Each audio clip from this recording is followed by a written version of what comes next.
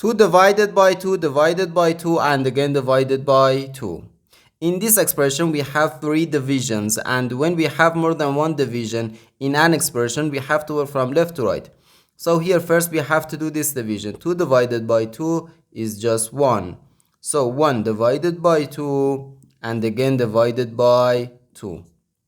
Now we have to do this division. 1 divided by 2 can be written as 1 over 2. Then divided by 2.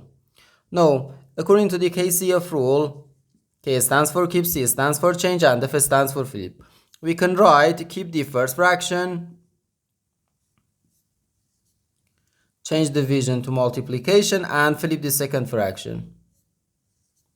Now 1 over 2 times 1 over 2, which equals 1 times 1 gives us 1, and 2 times 2 equals 4.